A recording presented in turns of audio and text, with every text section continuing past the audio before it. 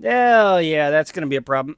Welcome to another episode of 6% Recycled. I've got to go ahead and rebuild the Dana 30 front axle in my Chambler, so let's get to it. I just stuffed the Chambler back in the garage and put the honcho in the very corner because it's supposed to rain for the next 5 days, and this has got to get done now. I'm going to be replacing the wheel bearings, the axle shaft U-joints, and pretty much everything else, including the ball joints on the front end.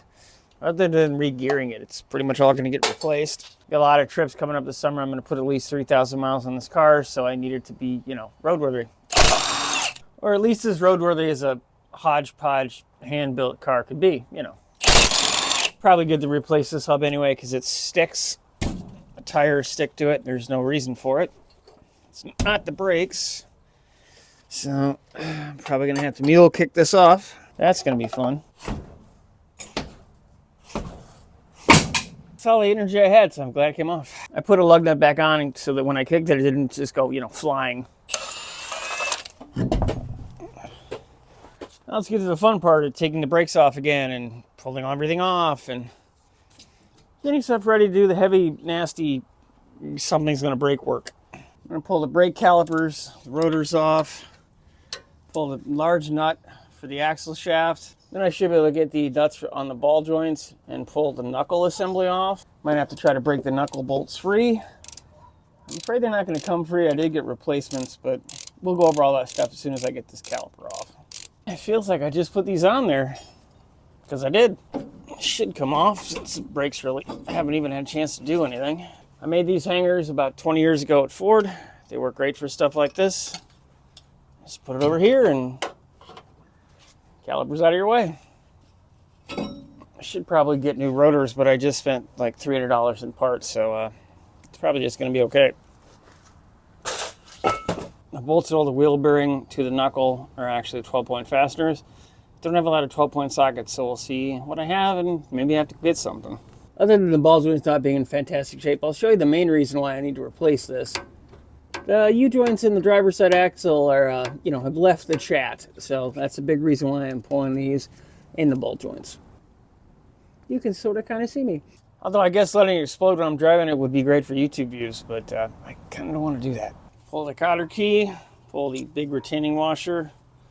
I should be able to pull the axle nut off.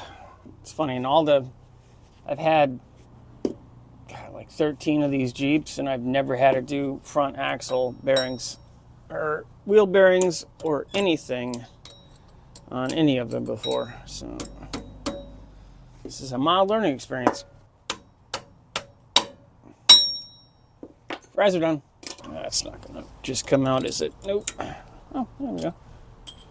Ooh, wave washer.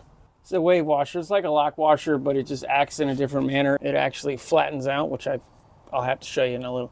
I'll put a little thing in here and show you. I'm going to wire wheel the threads, oil them, and then I should be able to get the nut off. Might have to use a little heat, but we'll see as we go. I'm going to throw a little heat on the nut. You want to heat the nut so that it expands. You don't want to heat them both because then they're both going to expand. You don't really want that. That kind of defeats the purpose.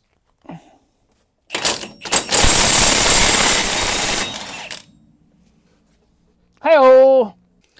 Not going to touch that because it's going to be nuclear hot. That worked out much better than I expected. I'm going to go ahead and do the same to the passenger side, and then I will get a socket and borrow some tools from a friend. Be back to this and yank all this stuff off easily with no trouble. None at all. Let's cross them all. You also want to make sure you get that washer off. I'm heating up the area around the bolt. You give it about 30 swipes like this. I just want the metal around it to release itself from the bolt. Then I'll do 10 swipes around the head of the bolt on the bigger part of the casting. And it should break free. No, fingers crossed. Brush fingers for me. There's 3 of these bolts on each of the wheel bearings. And with heat, it should come off. Probably not, because I said something. We're great on the passenger side. There we go. Okay. I'm gonna break it free a couple times. Turn it back once or twice with the breaker bar. Let me get the ratchet on it. Just trying to loosen any of the rust and stuff that's caught in the threads. Working on cars is fun. Just 2 more to go.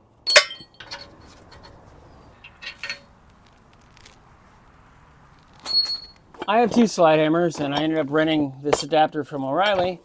And neither of the hammers were heavy enough to do anything, and this is the wrong spread for it. So I ended up buying this kit from Harbor Freight. It's 7:30 on a Saturday, so works so far on the passenger side. We'll see how it goes to this one. Buckle up for safety.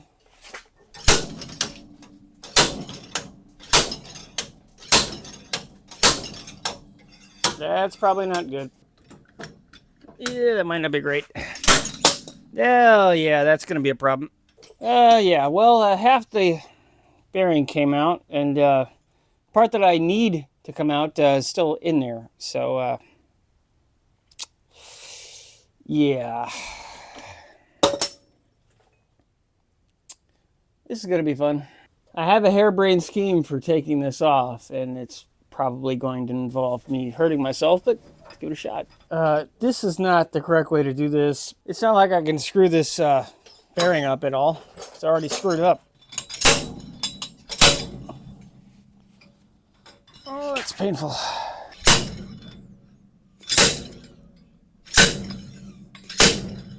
I'm going to switch the pulling force to the other ear so that hopefully it has somewhat uniform pull. You know, I'm full of crap, but you know, it's nice in theory. Go in your hole. If you just came out of it, go back into it.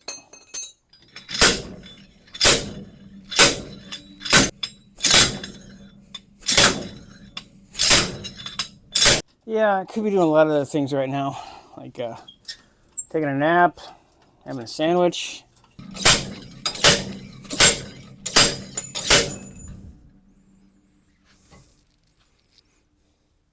That's probably not good.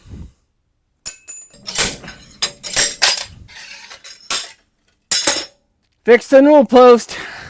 Oh, that's enough for today. If we were to go over the parts I'm going to replace them real quick. We got outer nuts and bolts for the wheel bearings. I have both those. I have upper and lower ball joints and replacement inner the axle shaft U-joints. I can't even, I'm just going to, throw these in the freezer because I'm probably going to need them to be cold. And if my friend Alex from Hubert's Projects told me about that, and I actually completely forgotten about it. It's a great tip. If you have something where you have to press things together, freeze the thing that's going inside the bigger thing. It helps. So I'm going to do that now and get back to work. So next afternoon I had to give my hands time to try and heal because the slide hammer was not fun. But let's see if we can hopefully get this out of here. Driver's side shaft, and well, that had to come off anyway. Like I said, this is not so good. This is definitely not so good. Fun one's passenger side, because hopefully I have enough space in my garage to take this axle shaft out. And I do. Awesome. I could probably get away with not changing this one, but it'd be kind of stupid not to have gone this far and not fix it, even though it's not broken. Pop the drain plug free. And I'm going to do the one thing I've been dreading doing, which is taking the diff cover off and getting that nice sweet smell of death and the diff fluid. Fleas aren't on there like iron. Oh, good Lord. Wow. That's on there. Oh, man alive. Probably can't see much other than my head. Oh, that didn't feel good.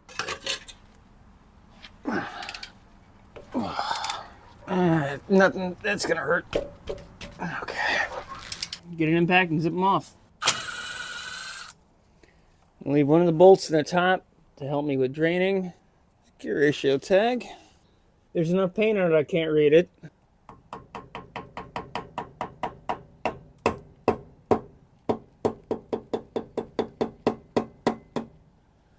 Oh, there's this goo of death.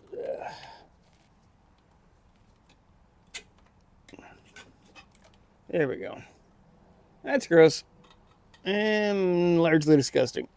Fluid's not in bad shape, though.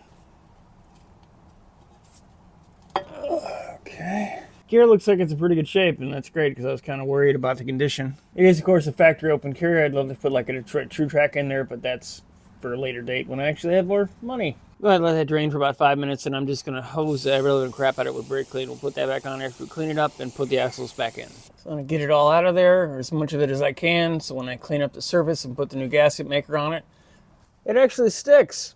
Go ahead and clean all the rust out of the mating surface on the knuckle here.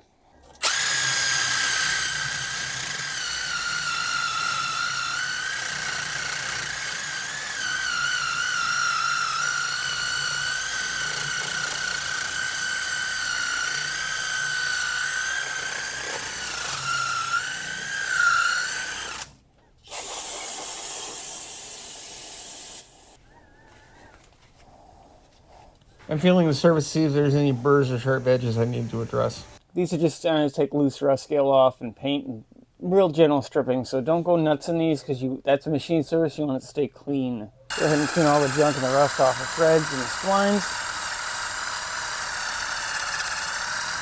Try to knock these C-clips out. Retaining clips, whatever you'd like to call them. Kind of hard for me to show you what they look like. There's so much crud in this thing. You know what I'm talking about. Hopefully you can see it. This actually is blown out. The back portion of this cup is actually blown off, and it's making it one hell of a fight to try to get these clips out. This is what the clips look like. Your internal retaining clips.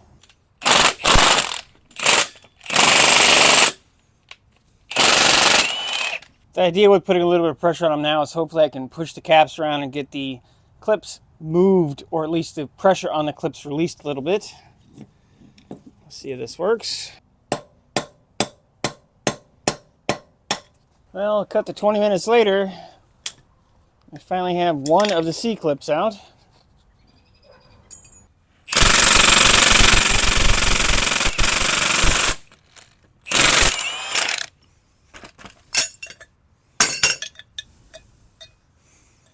Nice.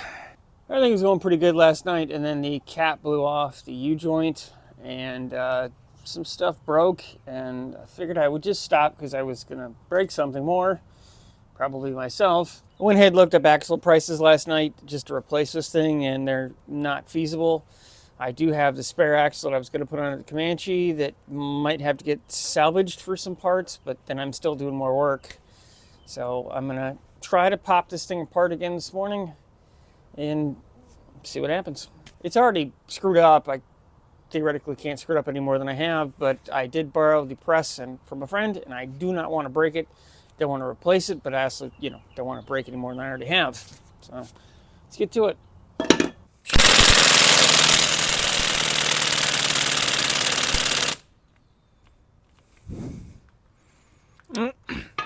Battery died.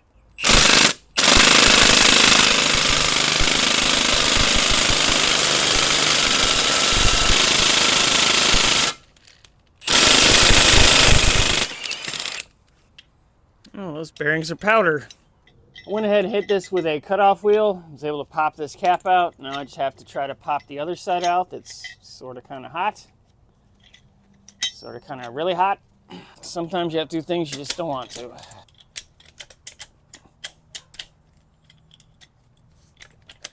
Get out of there.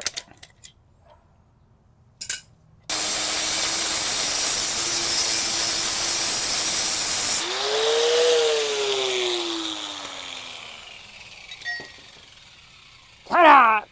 About friggin' time. It's still good. It's a tri-lobe U-joint. It's a special. They only made them in Europe for like 2 years. Just a tiny bit of a problem there. Yeah. Guess I'm gonna be going to O'Reilly and getting some new U-joints. I ended up getting Master Pro U-joints from O'Reilly because they had them, and I'm not gonna be doing any severe off-road with this thing. And they're in and good. The one ear on this eye is over and will not let me put the C-clip retainer in. So I'm gonna have to replace this axle sooner than later anyway. You can kind of see that this eye is bent over. It'll retain it, but it's not a long-term fix. But I also need the car on the road to do the many, many things. So I'll put this back together for now. It's time to go ahead and pull the driver's side knuckle off. I already pulled the passenger side knuckle off. This one is not happy.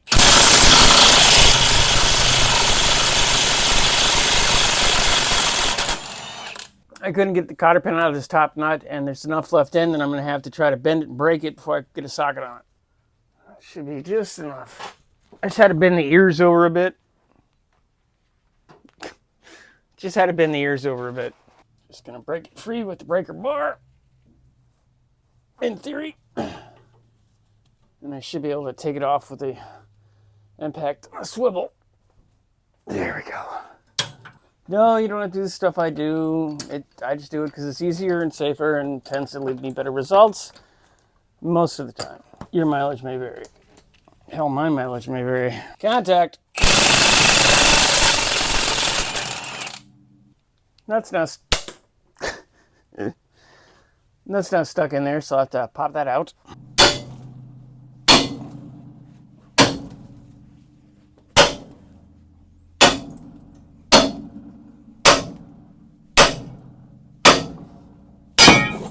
Yahtzee! And yeah, I did have something to catch the knuckle in case it came flying off, which it did. Went to touch the grease cover on the lower ball joint, and it dropped and left a nice fine powder. I cleaned all the junk off both the ball joints, and I'm going to apply a little heat. Try to help loosen them up.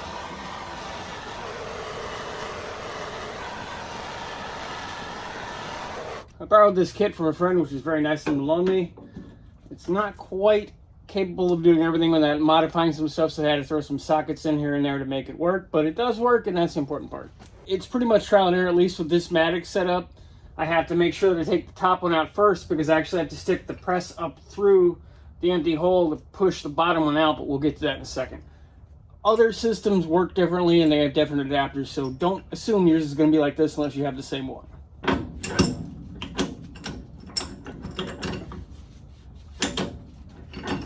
Together. This is only going to allow me to take the first little bit up, but that's going to be the hardest part. You're going to hear a pretty loud bang, and that's from this, and then I'll use a socket at that point, but right now I need this in this goofy configuration to at least start it with a little bit of movement.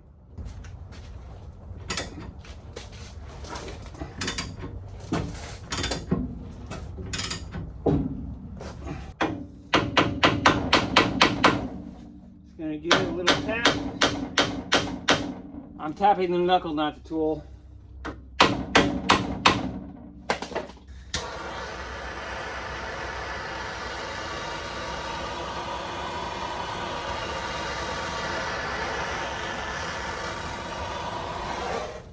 And I know I've said it before, but I do have limitations of what I can do physically, unfortunately, which does slow me down and make things take longer, so.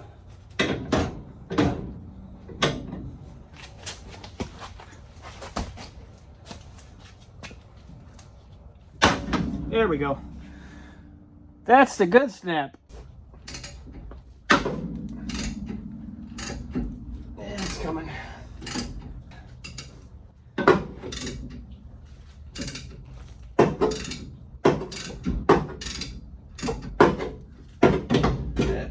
There we go.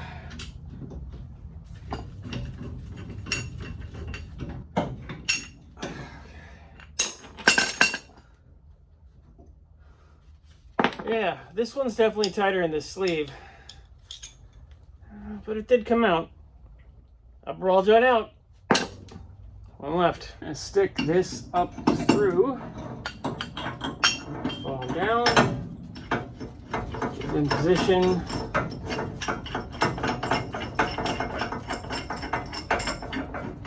And that's how I'm going to push it down through, because this is the setup and the way it have the most leverage, and that's the way I'm going to do it. Just go with that.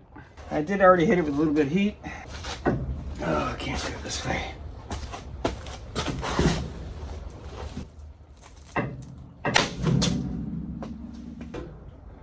Good. Good cracky noises. Oh yeah, definitely good cracky noises. Can't feel my back anymore, so hopefully I can do this sitting. The rest of it sitting.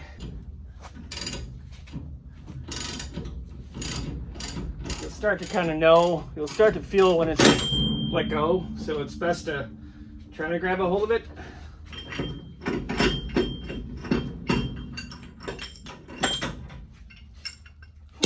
Ball joint number 2. Now, there we go. Oh, I'm going to be taking the brand new ball joint I just put on off because either I screwed it up when I put it on or it was junk when I got it, but it's loose. So, yeah, I guess I'll be going to O'Reilly again and getting lower ball joints. The top one should be good. I got them on closeout at Rock Auto for $3 a piece. They're Moogs. So, not super duper happy, but stuff happens. I'm going to see if they have it. Yeah, they're not supposed to do that. They're supposed to be like this new. This is the upper. So I mean, just slice a pizza and then go to O'Reilly. No, and feed the dog. Because, you know, you got to feed the dog. It's going to be a 5-day ball joint job. All right, let's try these new Master Pros and see how they do. Safety fifth. Oh yeah, no, the other ball joints were probably wrong because they were not going in well at all. Now I should be able to switch the cup to this top style hat because the biggest problem I'm having is this doesn't want to work for this area. It'd be nice if I had 7 hands, but I do not. I like to jiggle it around a little bit, make sure all the pieces are seating because you don't want to drive this in sideways or wrong because that'd be a bad day. Like hitting yourself in the face with your goggles. Go gadget arms. Yep, that's seated. Yeah, that was much better. I'm afraid those other ball joints were just the wrong ones. I'll have to look them up on Rock Auto because I've never gotten a bad part from them. The U-joints were from Amazon. You know, those things happen, but I've just never gotten a part that didn't fit from Rock Auto, at least.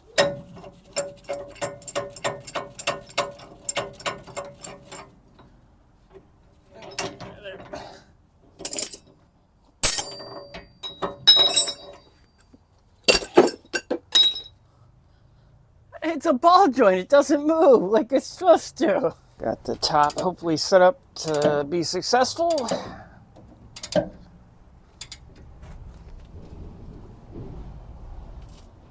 It's going in an angle.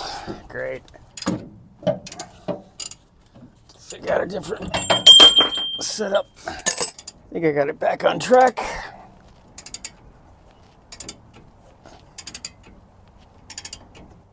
Looks good. Okay.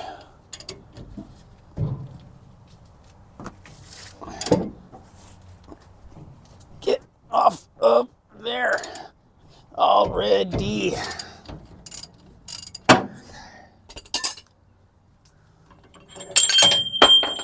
Yeah, aren't consistent. Hey, that one actually worked. By some chance you have a burr or something in here, you want to lightly sand and or file and refinish it to the best of your ability because that will really ruin your day when you're trying to press something in here. Remember, you're not trying to take material out, you're just trying to take the junk out of the surface. Both of the lower ball joints came with this thread-in sleeve that I believe you're supposed to put in the bottom of the knuckle. On certain models, this does not appear to require it, so I'm not sure on which ones do and don't. If you know, leave it in the comments, because I don't know, I guess I got extra parts. It's always a good idea to take the boots off of them if you can. You can always put them back on. Just rotate them around and make sure they're nice and snug. That way you don't tear them, because that's a very easy way for a premature failure is to have tears and damage to the boots. It lets all the junk in there and it just ruins the ball joint. Went ahead and tried to line the cotter keys up so they're going this way. Before they had them in, they were going this way, and it made it almost impossible to get them out. Perfect on this one, not so much up here. It's not as big a deal with the top, but it's definitely an advantage if you can clock them so they're going forward and reverse so you can get them in and off. You know, and then you don't have to ruin it like I did with the ones, because if I ever take these off, I'd like to be able to take them off. I'm also running Scotch right through to clean up the area where the ball joint actually meets with the knuckle. Just basic prep stuff. Clean as much of the old grease and junk off the upper surfaces, and a little spritz. And it's just time to slap the knuckle in place. Throw the nut on the bottom. and start the one on the top. And I like to use the tie rod end to secure the arm so when you're tightening it, it doesn't move around. You got to put it back on anyway. Get them both mostly tight.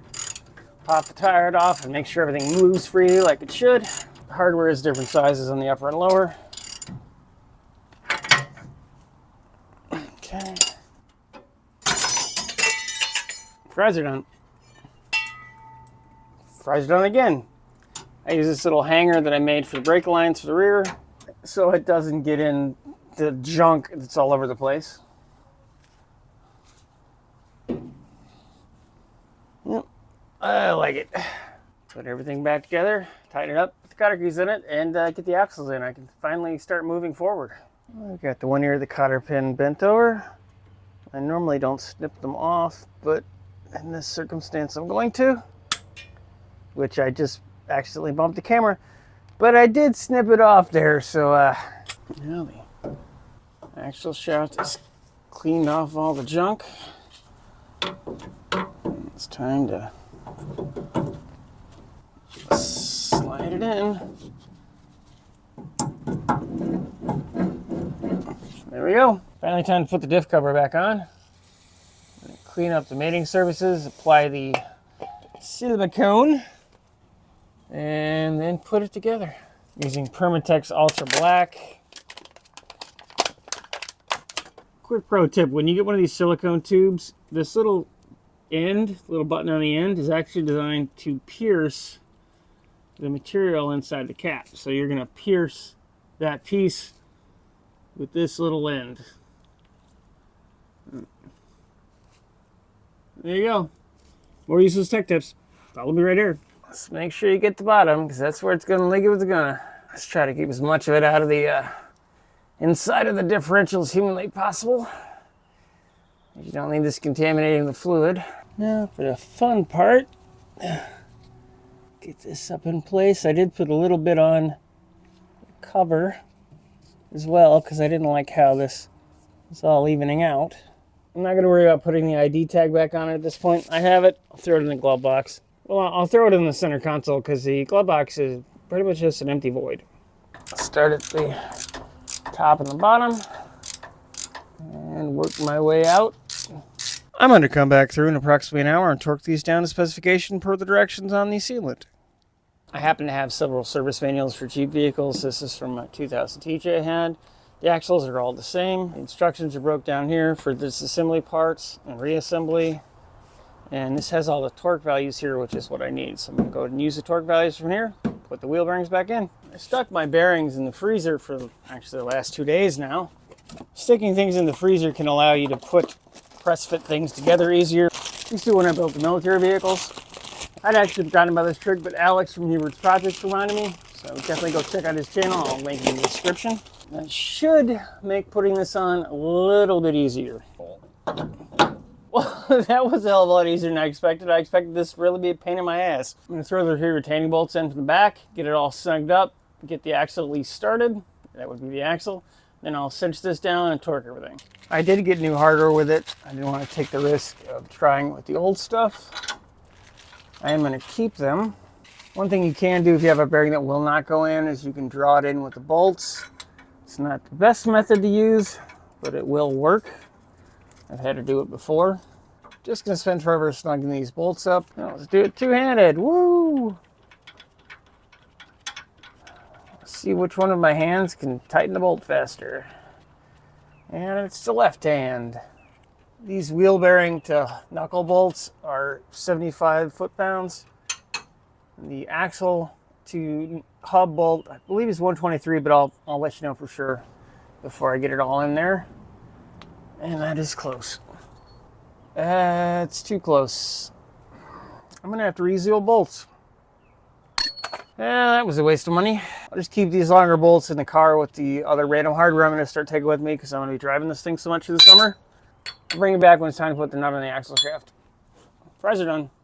And one of the hub bolts just will not clean up no matter what I've done. I've filed it, I've run a die over it, just will not clean up correctly. I ended up shortening the head on this one down so it should fit in the hole correctly and won't interfere with the studs. So there is going to be one with a 6 point, everything else is going to be 12. There's nothing I can do about it. gonna work just great. Now I'm gonna take that 6-point, put it at the back where we never see it. You know, it is at the end of the day, it's all about appearances. As long as it works, I just don't want it to look like crap. Noticeably look like crap. Now, since the bearing surface is all wet from being frozen, I'm gonna just hose it off a little brake clean and get any of the water off it because I don't want any rust.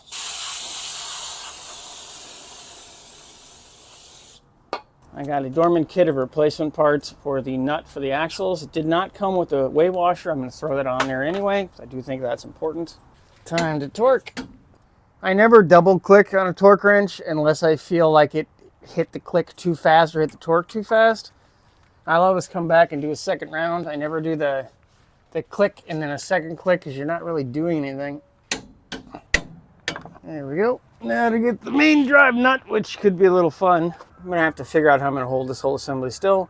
I put a pry bar down through the U-joint area and pin it with the axle. Okay. Good on that side. Nothing's loose or over tight. You want to put the wave washer so that the cotter pin goes in between this side instead of pushing on the bumped out side. Beautiful.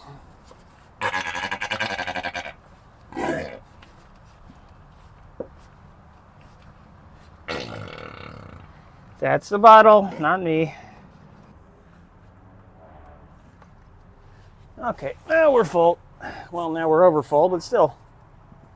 Let that drain for a minute. Okay. Brake clean and we're done.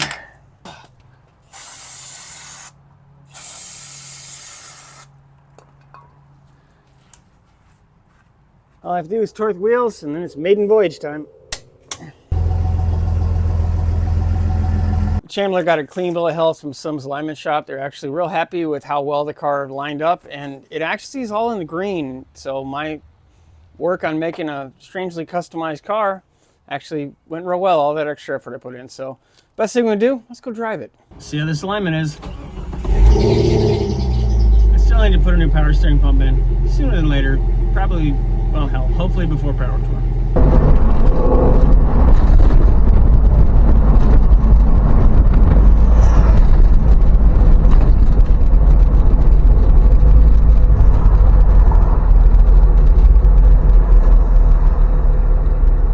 Doing great so far. Drives down the road nice and straight.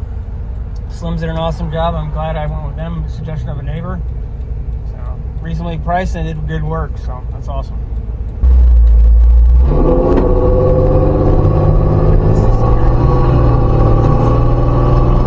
You might not be able to hear it or me talking, but there's a clunk in the steering. I think I know what it is. We'll try to figure it out when I get home. It might be in the next video.